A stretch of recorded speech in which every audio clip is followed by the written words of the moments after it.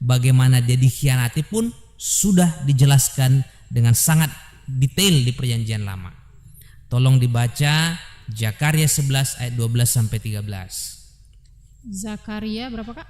11 ayat 12 sampai 13. Zakaria 11 ayat 12 dan 13 ya. Ya. Lalu aku berkata kepada mereka, jika itu kamu anggap baik, berikanlah upahku, dan jika tidak, biarkanlah. Maka mereka membayar upahku dengan menimbang 30 uang perak. Ayat 13, tetapi berfirmanlah Tuhan kepadaku, serahkanlah itu kepada penuang logam, nilai yang tinggi yang ditaksir mereka bagiku. Lalu aku mengambil ke-30 uang perak itu dan menyerahkannya kepada penuang logam di rumah Tuhan. Saya bacanya ini mind blowing. Saya kagum. Ini adalah harga yang digunakan untuk menjual Yesus. Ya. Tolong dibaca Matius 27 ayat 3 sampai 7. Matius 27 Ayat 3 sampai 7. Matius 27 ayat 3 sampai dengan 7. Ayat 3. Pada waktu Yudas yang menyerahkan dia melihat bahwa Yesus telah dijatuhi hukuman mati, menyesallah ia. Lalu ia mengembalikan uang yang 30 perak itu kepada imam-imam kepala dan tua-tua. Ayat 4. Dan berkata, aku telah berdosa karena menyerahkan darah orang yang tak bersalah. Tetapi jawab mereka, apa urusan kami dengan itu? Itu urusanmu sendiri. Ayat 5. Maka ia pun melemparkan uang perak itu ke dalam bait suci, lalu pergi dari situ dan menggantung diri. Ayat 6. Imam-imam kepala mengambil uang perak itu dan berkata, tidak diperbolehkan memasukkan uang ini ke dalam peti persembahan, sebab ini uang darah.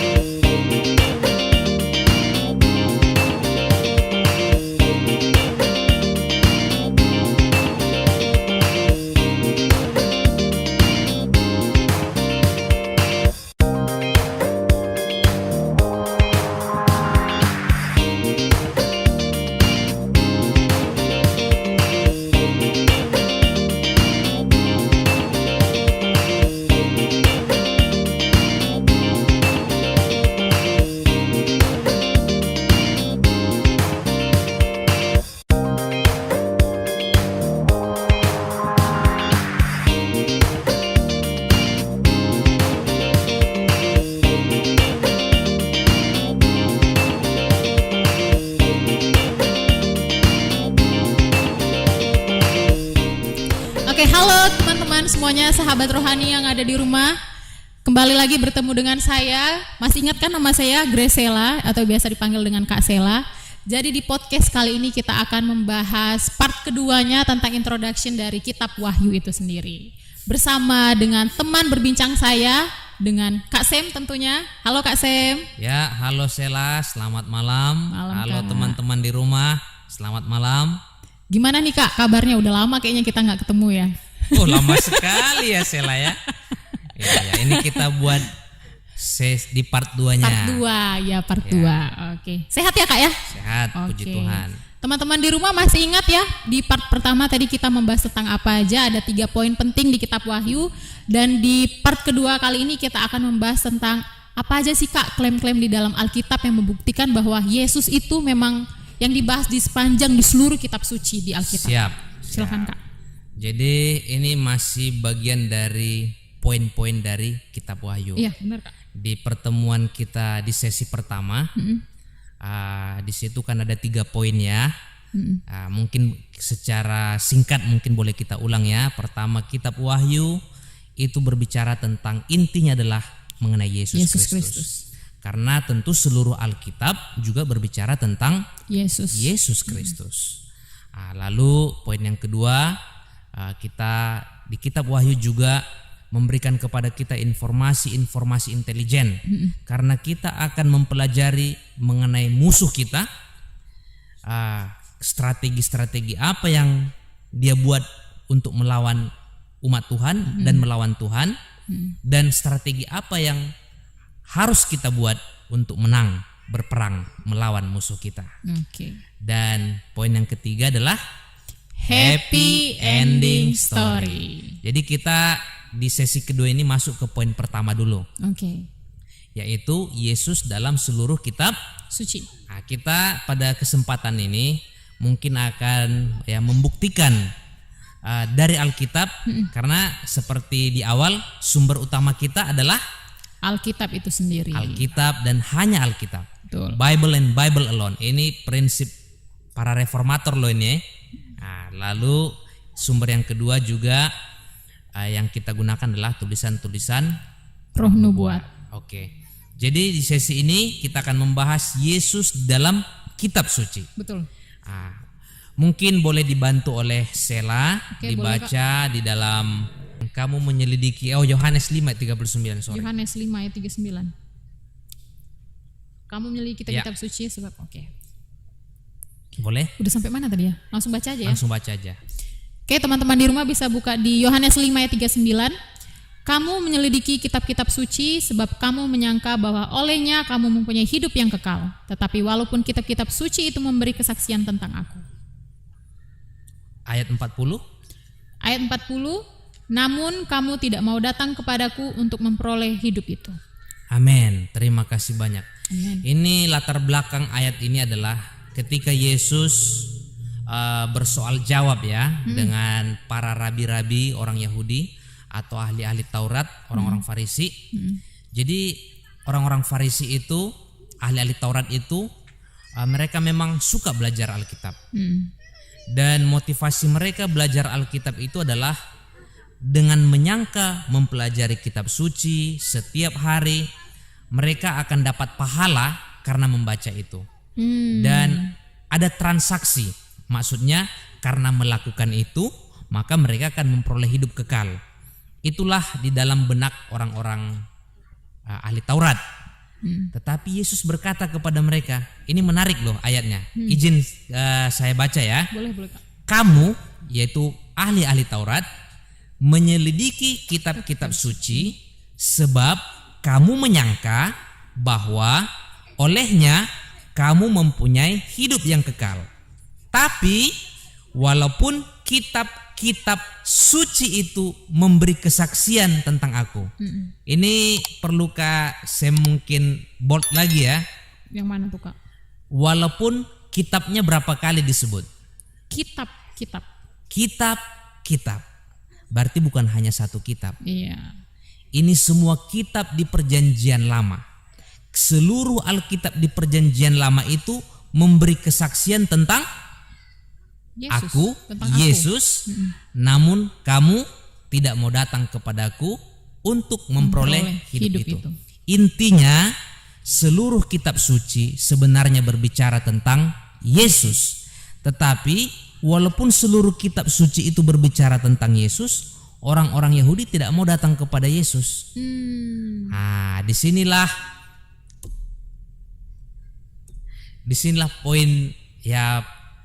poin kesalahan dari orang-orang Yahudi atau ahli-ahli Taurat. Dan kita akan buktikan di sesi kedua ini dari Alkitab bahwa ternyata betul seluruh kitab-kitab itu berbicara tentang Yesus. Oke? Mungkin satu ayat lagi boleh dibantu oleh Sheila, Yohanes 14 ayat 6. Yohanes 14 ayat 6. Yohanes 14 ayat 6. Kata Yesus kepadanya, Akulah jalan dan kebenaran dan hidup. Tidak ada seorang pun yang datang kepada Bapa kalau tidak melalui aku. Amin. Ini klaim yang sangat luar biasa yang disampaikan oleh Tuhan Yesus. Akulah jalan, kata Tuhan. Jalan, kebenaran dan hidup. Tidak seorang pun sampai kepada Bapa kalau tidak melalui aku. Artinya memang ya Tuhan Yesuslah inti dari seluruh kitab suci. Mungkin di kesempatan ini ada beberapa ayat di Perjanjian Lama yang menunjuk langsung kepada Yesus. Jadi seluruh kehidupan Yesus itu sangat detail dijelaskan dalam Perjanjian Lama dan digenapi dengan sempurna dalam kehidupan Yesus. Kita mulai beberapa ayat ya. Boleh banget, Tolong dibaca oleh Sela, Yesaya 61 ayat 1.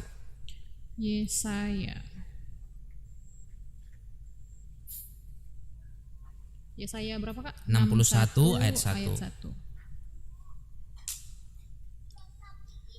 Yesaya 61 ayat 1, kabar selamat kepada Sion. Roh Tuhan Allah ada padaku, oleh karena Tuhan telah mengurapi aku. Ia telah mengutus aku untuk menyampaikan kabar baik kepada orang-orang sengsara dan merawat orang-orang yang remuk hati, untuk memberitakan pembebasan kepada orang-orang tawanan dan kepada orang-orang yang terkurung kelepasan dari penjara. Luar biasa. Saya membaca ayat ini pertama saya takjub dan kagum. Jarak Nabi Yesaya dengan Tuhan Yesus itu ada ratusan tahun. 600 atau 800 tahun, nanti kita cek ya lagi sejarahnya. Artinya jarak Nabi Yesaya dengan sejarah Tuhan Yesus itu sebenarnya jarak yang sangat panjang. Tetapi luar biasa, di kitab Yesaya sudah dinubuatkan Roh Tuhan Allah ada padaku, oleh karena Ia telah Mengurapi aku. Sebenarnya ini menunjuk dengan jelas kepada Tuhan Yesus. Boleh dibaca oleh Sela di Lukas 4 ayat 18 dan 19. Lukas 4 ayat 18 dan 19. Roh Tuhan ada padaku, oleh sebab Ia telah mengurapi aku untuk menyampaikan kabar baik kepada orang-orang miskin, dan Ia telah mengutus aku untuk memberitakan pembebasan kepada orang-orang tawanan dan penglihatan bagi orang-orang buta, untuk membebaskan orang-orang yang tertindas, untuk memberitakan tahun rahmat Tuhan telah datang. Amin. Ini adalah nubuatan pendahuluan pelayanan Tuhan Yesus. Tentu ketika sebelum Tuhan Yesus memulai pelayanannya, dia dibaptis dulu ya, oleh Yohanes Pembaptis. Dan setelah dibaptis, dia tidak langsung melayani. Dia pergi dulu ke padang gurun. Di situ Tuhan di padang gurun ya untuk berpuasa, untuk berdoa, mempersiapkan diri untuk pelayanannya. Dan di awal mula pelayanannya, dia diundang masuk ke sinagog, membaca dari kitab suci, dan ayat inilah yang dibaca oleh Tuhan Yesus. Jadi luar biasa, ratusan tahun yang lalu, tetapi digenapi dengan tepat oleh Tuhan Yesus. Ini adalah awal atau pendahuluan dari pelayanan Tuhan Yesus. Oke, kita lihat beberapa ayat lagi. Lalu bagaimana caranya Yesus mengajar? Boleh dibantu baca Mazmur 78 ayat 2. Mazmur 78 ayat 2.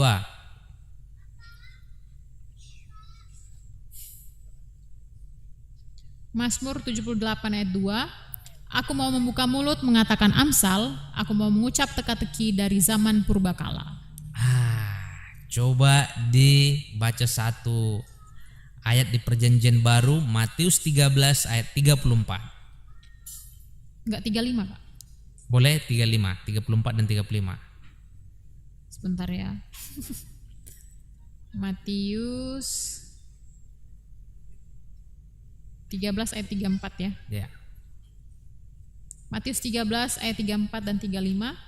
Semuanya itu disampaikan Yesus kepada orang banyak dalam perumpamaan, dan tanpa perumpamaan suatu pun tidak disampaikannya kepada mereka. Stop. Oke. Ayat 34. Benar ya?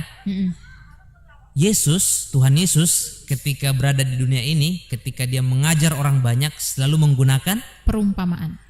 Ternyata sudah disampaikan oleh Raja Daud di dalam Mazmur 78 ayat 2. Ketika Yesus mengajar menggunakan teka-teki atau perumpamaan. Jadi caranya Yesus mengajar juga sudah dinubuatin dalam kitab Perjanjian Lama. Bukan hanya cara dia mengajar, bagaimana dia dikhianati pun sudah dijelaskan dengan sangat detail di Perjanjian Lama. Tolong dibaca Zakaria 11 ayat 12 sampai 13. Zakaria berapa Kak? 11 ayat 12 sampai 13. Zakaria 11 ayat 12 dan 13 ya. Ya.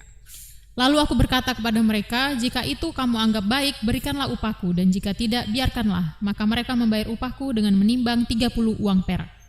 Ayat 13, tetapi berfirmanlah Tuhan kepadaku, serahkanlah itu kepada penuang logam, nilai yang tinggi yang ditaksir mereka bagiku. Lalu aku mengambil ke-30 uang perak itu dan menyerahkannya kepada penuang logam di rumah Tuhan. Saya bacanya ini mind blowing. Saya kagum. Ini adalah harga yang digunakan untuk menjual Yesus. Ya. Tolong dibaca Matius 27 ayat 3 sampai 7. Matius 27 Ayat 3 sampai 7. Matius 27 ayat 3 sampai dengan 7. Ayat 3. Pada waktu Yudas yang menyerahkan dia melihat bahwa Yesus telah dijatuhi hukuman mati, menyesallah ia. Lalu ia mengembalikan uang yang 30 perak itu kepada imam-imam kepala dan tua-tua. Ayat 4. Dan berkata, aku telah berdosa karena menyerahkan darah orang yang tak bersalah. Tetapi jawab mereka, apa urusan kami dengan itu? Itu urusanmu sendiri. Ayat 5. Maka ia pun melemparkan uang perak itu ke dalam bait suci, lalu pergi dari situ dan menggantung diri. Ayat 6. Imam-imam kepala mengambil uang perak itu dan berkata, tidak diperbolehkan memasukkan uang ini ke dalam peti persembahan, sebab ini uang darah. Ayat yang ke-7, sesudah berunding mereka membeli dengan uang itu tanah yang disebut tanah tukang periuk untuk dijadikan tempat pekuburan orang asing. Luar biasa bukan? Dengan sangat sempurna, bahkan berapa harga Yesus dijual pun sudah itu tertulis ya Kak. Ratusan ribuan tahun sebelum kejadian itu terjadi. Luar biasa ya. Keren banget sih. Bukan hanya itu, bahkan peristiwa atau detik-detik terakhir kehidupan Yesus, semuanya dijelaskan dengan sangat detail. Tolong dibaca Yesaya 50 ayat 6. Yesaya 50 ayat 6.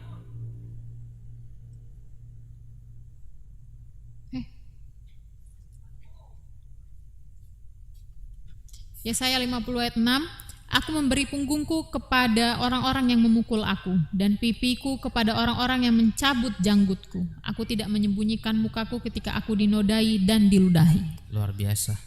Coba dibaca Matius 26 ayat 67. Matius 26 ayat 67. Ayat 67 ya Kak? Ya. Lalu mereka meludahi mukanya dan meninjunya, orang-orang lain memukul dia. Bagaimana Tuhan diperlakukan secara tidak adil pun semuanya dinubuatkan di kitab Perjanjian Lama dengan sangat sempurna. Bagaimana Tuhan ditampar, diludahi, semua peristiwa-peristiwa itu sudah disampaikan dengan jelas di dalam kitab-kitab sebelumnya. Artinya kitab-kitab ini adalah satu link mata rantai yang tidak terpisahkan. Jadi gak boleh kita, artinya seperti sekarang, mohon maaf ya, ada orang Perjanjian Lama itu untuk orang dulu. Sekarang yang paling penting adalah Perjanjian Baru. Tidak boleh kita menghapus sebagian, apalagi setengah dari itu, dari kitab ini, maka kita akan gelap untuk melihat secara keseluruhan firman ini. Sangat indah ya, mata rantainya sangat saling berhubungan. Jadi nggak boleh dipisah-pisah. Kitab Perjanjian Lama dan kitab Perjanjian Baru itulah firman Tuhan. Amin ya. Amin. Lalu bagaimana juga respon Tuhan Yesus kepada orang yang mempersalahkan dia? Boleh dibaca Yesaya 53 ayat 7. Yesaya 53 ayat 7. Yesaya 53 ayat 7, dia dianiaya tetapi dia membiarkan diri ditindas dan tidak membuka mulutnya seperti anak domba yang dibawa ke pembantaian. Seperti induk domba yang keluh di depan orang-orang yang menggunting bulunya, ia tidak membuka mulutnya. Iya. Ini tolong dibaca Matius 27 ayat 12. Ayat 12 ya Kak. Tetapi atas tuduhan yang diajukan imam-imam kepala dan tua-tua terhadap dia, ia tidak memberi jawab apapun. Iya, beginilah respon Tuhan Yesus ketika dia dituduh dengan tuduhan yang tidak benar. Dia tidak melawan, dia tetap diam seperti seekor anak domba yang dibawa ke pembantaian. Luar biasa. Dan ini semua dicatat di kitab Perjanjian Lama. Luar biasa, luar biasa. Bukan hanya itu, sebenarnya banyak hal. Ya, mungkin kita ambil beberapa poin lagi ya. Minuman yang diberikan kepada Tuhan Yesus di detik-detik terakhir kehidupannya.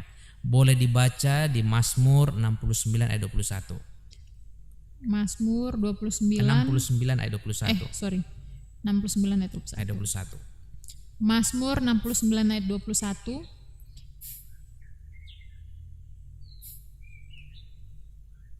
Celah itu telah mematahkan hatiku dan aku putus asa. Bahkan mereka memberi aku makan racun, dan pada waktu aku haus mereka memberi aku minum anggur asam. Ketika aku haus mereka memberi aku anggur asam. Boleh dibaca di Matius 27 ayat 34. Matius 27 ayat 34. Matius 27 ayat 34, lalu mereka memberi dia minum anggur bercampur empedu, setelah ia mengecapnya ia tidak mau meminumnya. Iya, ketika Yesus sekarat di atas kayu salib, dia haus dan orang-orang memberinya apa? Anggur bercampur empedu. Sudah dinubuatkan dengan sangat jelas di kitab Perjanjian Lama di Mazmur 69 21. Luar biasa.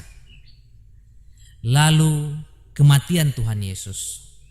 Dia disamakan atau diperhitungkan dengan orang-orang berdosa.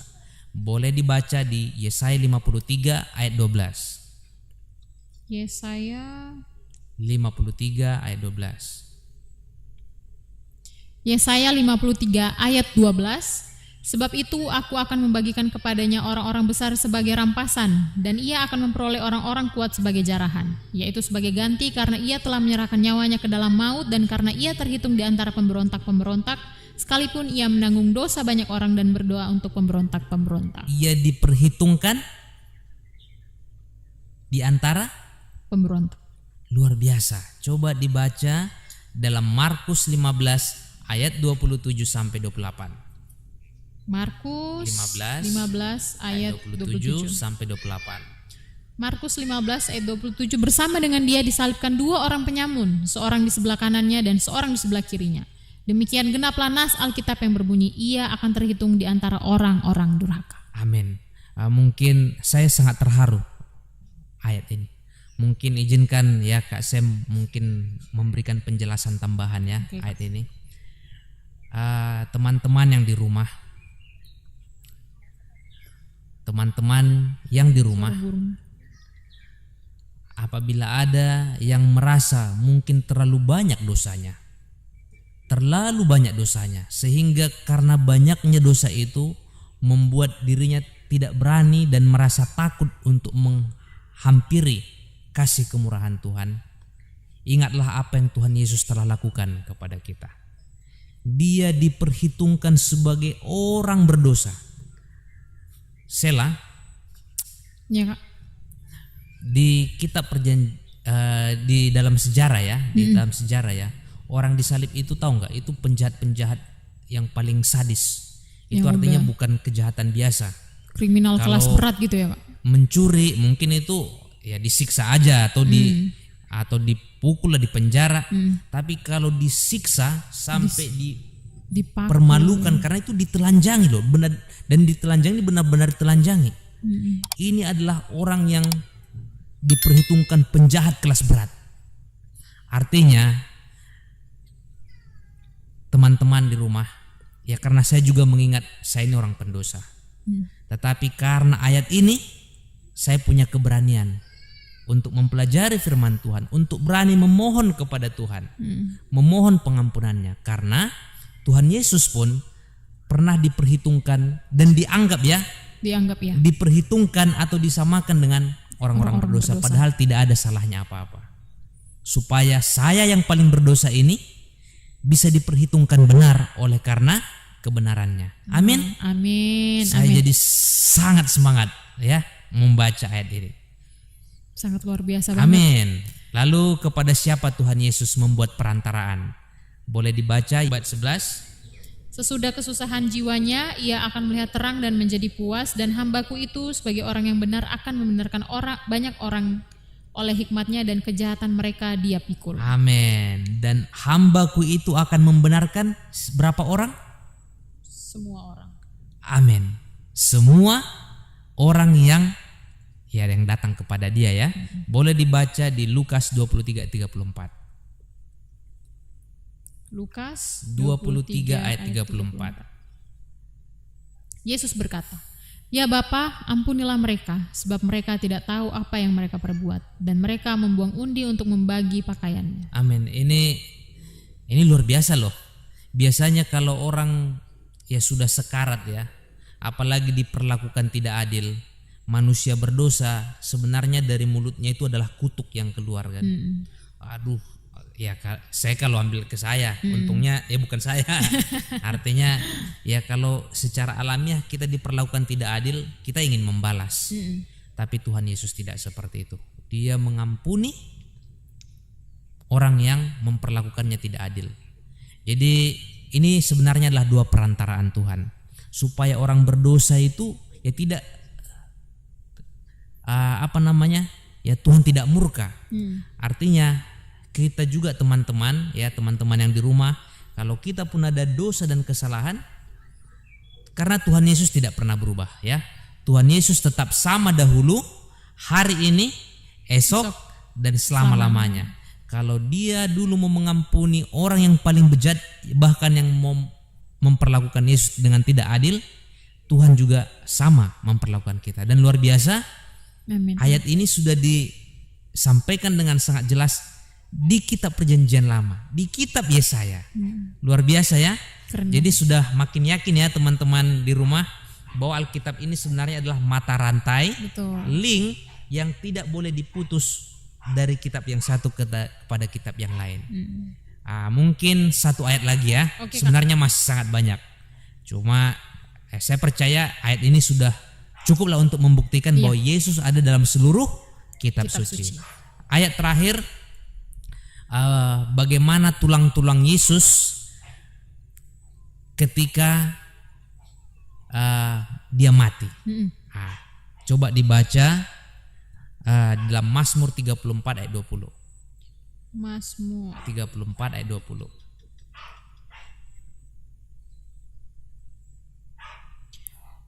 Ia melindungi segala tulangnya, tidak satu pun yang patah. Amin. Tolong dibaca Yohanes 19 ayat 32 sampai 33. Yohanes 19 ayat 32 sampai 33.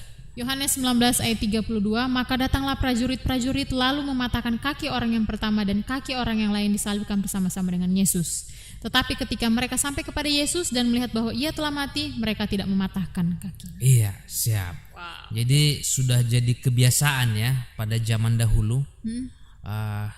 Karena kalau ada peristiwa-peristiwa boleh dibilang peristiwa yang luar biasa ya.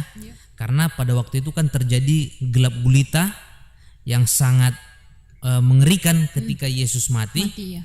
Maka orang-orang prajurit Roma takut nanti kalau mereka semua lari, takut ke rumah nanti orang-orang disalib ini hilang. Ada yang lepasin bisa lari. Jadi dipatahin semua kakinya. Tetapi ketika mereka sampai kepada Yesus tidak dipatahin. Karena memang ya Yesus sudah meninggal duluan, lebih cepat daripada orang-orang di sebelah kiri dan di sebelah kanannya. Ya tentu Yesus meninggal karena berat yang Yesus meninggal duluan karena kalau bahasanya Kak Sem ya, beratnya dosa yang ditanggungnya itu lebih berat daripada rasa sakit tertusuk paku itu ya Pak. Ya dengan beratnya beban karena dosa seluruh dunia sedang ditumpahkan ke atas dia dan dia mengalami keterpisahan dengan Bapaknya. Itulah kenapa dia sebut di seruan terakhirnya, Eli Eli lama sabachthani, Allah Bapakku Bapakku, mengapa engkau meninggalkan aku? artinya seluruh dosa dunia ditimpakan kepadanya, dan dia mengalami keterpisahan dengan bapaknya. Akhirnya dia terlalu berat beban itu, dia pun meninggal. Bukan rasa sakit tusukan itu, tetapi dosa yang begitu berat. Ya, sekali lagi harusnya itu membuat kita, ya artinya rasa hormat, lebih tepatnya rasa hormat, dan juga supaya itu membuat kita ya takut akan Tuhan, tidak mau lagi berbuat dosa. Dan luar biasa itu semua di kitab Perjanjian Lama sudah pun tertulis ya, sudah tertulis. Amin. Amin. Amin. Nah, sebagai penutup ya, sebagai penutup di sesi kedua ini, izinkan Kak Sem baca dari buku Roh Nubuat. Boleh Kak. Dari buku Kerinduan Segala Zaman jilid 1 halaman 20. Kristus diperlakukan sebagaimana kita layak diperlakukan. Kita orang berdosa ya. Dan firman Tuhan berkata upah dosa adalah maut. Tetapi Yesus sudah mengalami maut demi kita, supaya kita dapat diperlakukan sebagaimana ia layak diperlakukan. Ia dihina karena segala dosa kita, yang dalamnya ia tidak terlibat, supaya kita dapat dibenarkan oleh kebenarannya, dan yang dalamnya kita tidak mempunyai hak apa-apa. Kita nggak punya hak apa-apa untuk hidup. Ya, ia menderita kematian yang kita punya, supaya kita mendapat hidup yang dia punya. Oleh segala bilur-bilurnya kita menjadi sembuh. Amen. Ini perkataan Nabi. Amin. Yang ditulis dalam Kerinduan Segala Zaman jilid 1 halaman 20. Artinya segala penderitaan itu Tuhan telah diperlakukan dengan tidak adil, ya. Hukuman yang paling berat yang harus dirasakan orang yang paling bejat telah ditimpakan kepada Tuhan Yesus, supaya orang yang paling bejat seperti saya, oleh karena jasanya, dapat diperhitungkan benar. Amin. Apakah Sela, apakah teman-teman di rumah mengaminkan ayat ini? Amin. Amin. Amin. Amin. Amin. Oleh karena bilur-bilurnya kita disembuhkan. Amin. Amin. Amin. Sebenarnya sangat banyak. Kalau masih ada waktu kita, saya mungkin ceritakan, karena memang seluruh Alkitab ini ya berbicara tentang Yesus. Baik upacara-upacara yang mereka lakukan, simbol-simbol keagamaan yang digunakan, sebenarnya ini merujuk kepada Yesus, ya. Mungkin satu kisah lagi ya. Sedikit kisah lagi nih Kak, untuk penutupan kita. Tapi ya. bukan kisah saya. Kisah dalam Alkitab. Jadi begini, tapi akan saya gunakan dalam bahasa saya. Jadi teman-teman di rumah, bangsa Yahudi itu Tuhan ajari satu tata upacara yang sebenarnya sangat dalam artinya. Jadi pada zaman dahulu, apabila ada orang berdosa dari antara bangsa Israel, maka orang berdosa itu wajib membawa yang bernyawa. Apabila dia miskin, maka yang dibawa adalah tekukur. Apabila dia agak sedikit kaya mungkin, beda lagi ya. Sedikit kaya, lalu dia bawa domba. Domba untuk dipersembahkan. Singkat cerita, domba ini akan dibawa ke bait suci. Jadi ini cerita bait suci di dalam Alkitab itu ada dua ya, ada namanya bait suci, ada namanya kemah suci. Sebenarnya secara item di dalamnya sama aja. Item-item yang ada di dalamnya, bagaimana dia disusun, ukuran-ukurannya, itu semua atas petunjuk dari Tuhan. Cuma kalau kemah suci itu bentuknya tidak permanen, itu bisa dibongkar pasang, dan itulah yang dibawa dari mulai mereka keluar dari Mesir ke tanah Kanaan. Sementara bait suci sifatnya udah lebih permanen, yang didirikan oleh Raja Salomo, Raja Daud sebenarnya, tapi karena dia terlalu banyak menumpahkan darah, maka keturunannya lah yang layak untuk membangun bait suci itu. Tapi secara struktur, secara item-item di dalamnya sebenarnya sama aja. Nah, saya coba bayangin ya, ketika di zaman Musa. Jadi misal kalau saya lah ya, Oke, Kak. melakukan satu dosa, contohnya mencuri ayam tetangga. Jadi caranya orang berdosa itu untuk meminta ampun kepada Tuhan adalah dia orang berdosa itu harus bawa Suatu hewan gitu ya. dia ke imam. Bayangin saya datang bawa domba saya, sementara saya di dalam perkemahan, orang lain pasti ngelihat saya bawa domba ini kepada imam. Jadi malu banget ya, Kak ya. Malu banget lah, Karena dilihat semua orang gitu ya. Lalu setelah dibawa, artinya orang berdosa itu menumpangkan tangan kepada Hewan binatang tersebut itu, ya. bukan imam yang menumpangkan, tapi orang berdosa itu yang menumpangkan tangan. Karena kita yang berdosa gitu Lalu ya, Kak. kitalah yang harus membunuh binatang itu. Lalu binatang itu dipersembahkan oleh imam. Sebenarnya lambang dari bagaimana kita orang berdosa harus mati, tetapi sesuatu yang lain menggantikannya. Dan puji Tuhan, di dalam Alkitab sangat jelas, di kitab Yohanes 1 ayat 29, domba yang tersembelih itu adalah Yesus. Tuhan Yesus. Jadi sebenarnya kita yang membawa dia, lalu ditumpangkan tangan ke atas kepalanya, artinya dosa-dosa saya itu kita akui dan ditanggungkan Yesus kepada domba yang tak bersalah itu. Lalu kita menyembelih domba itu. Lalu begitulah upacara itu dilakukan untuk prosesi untuk pengampunan dosa. Sebenarnya itu untuk menanamkan kesan di dalam pikiran umat Israel, bahwa harus ada yang bernyawa untuk menggantikan kematiannya. Dan nyawa itu telah dibayar dengan lunas oleh darah Tuhan Yesus.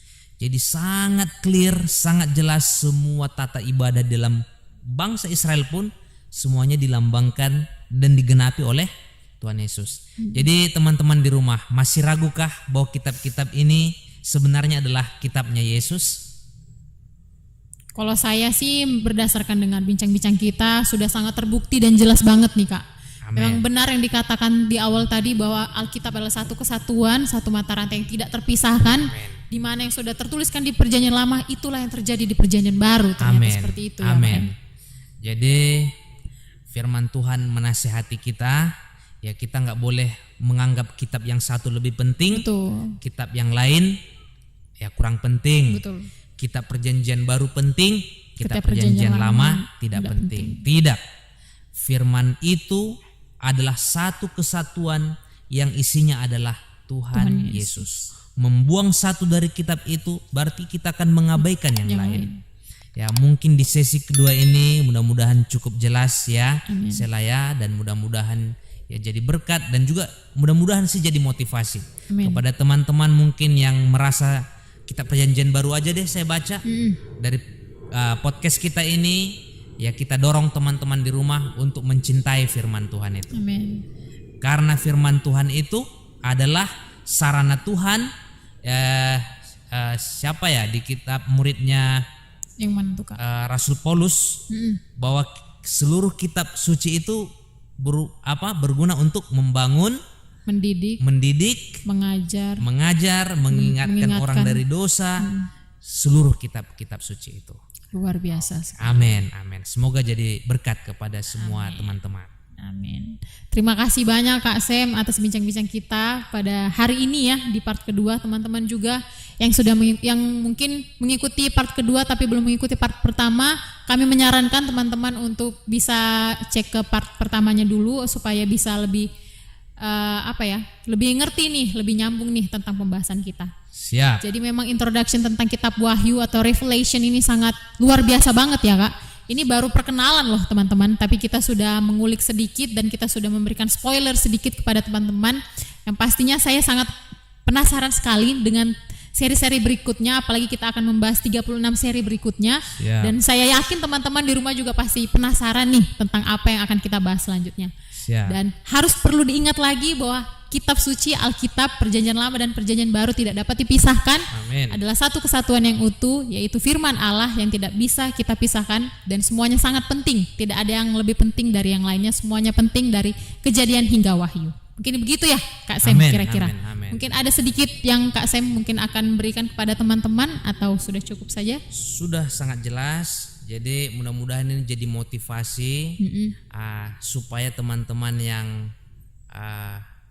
mau mengikuti podcast kita ini, podcast kedua lah ya. Iya, part kedua. Podcast part 2 ini kita akan masuk ke topik yang sangat menarik. Betul. Ya,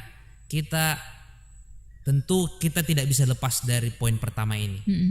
Yesus di dalam seluruh Alkitab. Sebenarnya saya nggak suka kata yang berhubungan dengan mohon maaf ya teman-teman di rumah ya. Contoh hakim atau pengacara versi di bumi ini. Karena saya sebenarnya punya pengalaman pahit. Ya adalah cerita di masa lalu orang tua saya diperlakukan tidak adil. Tapi dari sesi kedua ini nanti ini spoiler ini kepada teman-teman supaya semangat ngikutinya. Supaya penasaran nih kan pasti. Bahwa kita ada seorang pengacara untuk diri kita sendiri. Diri kita pribadi. Ya, lihat pengacara-pengacara di TV sekarang, lihat gayanya yang trik kurang abis. Ya. Sebenarnya sudah kalau ini? Apa tuh Kak? Kurang itulah ya. Kurang tanda kutip ya. Iya. Tapi dari pelajaran ini saya jadi suka profesi pengacara. Oh gitu. Iya. Karena ada seorang pengacara dalam Alkitab yang siap membela perkara kita. Wow, luar biasa. Siapa dia? Siapa dia? Yesus Kristus. Kita nggak usah jawab dulu, biar jadi penasaran ya teman-teman. Benar. Kita akan bahas di sesi selanjutnya. Iya, benar. Oke. Baik, terima kasih teman-teman yang sudah menonton untuk podcast kita. Dan saya harap kita akan bertemu lagi di podcast di seri-seri selanjutnya bersama Kak Sam tentunya, dan mungkin ada beberapa narasumber-narasumber yang lain mungkin nanti yang akan kita perkenalkan kepada teman-teman. Dan teman-teman harus tetap standby nih di podcast kita untuk menantikan info-info penting lainnya, dan jangan lupa untuk subscribe channel kita. Dan jangan lupa like dan share tentunya untuk materi kita ya Kak ya. Kita boleh bagikan ke teman-teman kita yang lain. Jadi bukan hanya kita yang mendapatkan firman Tuhan ya Kak ya. Amen. Jadi teman-teman di sekitar kita juga boleh mendapatkan firman Tuhan, khususnya untuk memberitahukan bahwa firman Tuhan itu mengenai Yesus Kristus. Amin. Amin. Demikianlah podcast kita pada malam hari ini. Mungkin kita tutup dengan doa kali ya Kak. Karena tadi kita sudah awali dengan doa. Mungkin untuk doa tutup saya undang kesediaan Kak Sam. Oke, mari kita berdoa. Bapa yang baik, Bapa yang maha pemurah, Bapa yang berlimpah kasih sayang dan kasih setia, kami sangat bersyukur melalui pelajaran yang indah pada malam hari ini. Kami adalah orang berdosa, dan firman-Mu berkata orang berdosa layak dihukum mati. Tetapi melalui pelajaran yang indah pada malam hari ini, kami diperkenalkan kepada seorang sahabat.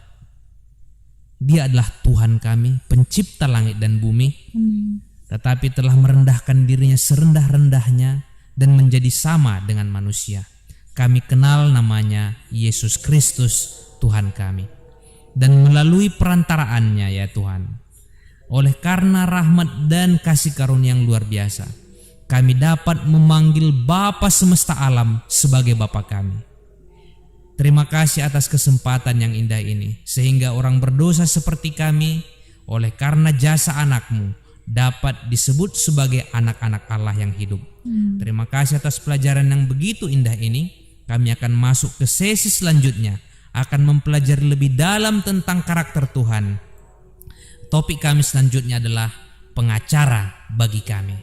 Biarlah topik ini memberkati kami dan memberkati semua teman-teman pemirsa yang mengikuti podcast ini menjadi berkat bagi semua yang mempelajarinya. Tidak lama lagi Tuhan akan datang, biarlah waktu yang ada ini kami gunakan selama masih ada waktu untuk menyampaikan kabar baik ini. Di dalam nama Tuhan Yesus kami berdoa. Amin. Amin. Baik, terima kasih teman-teman.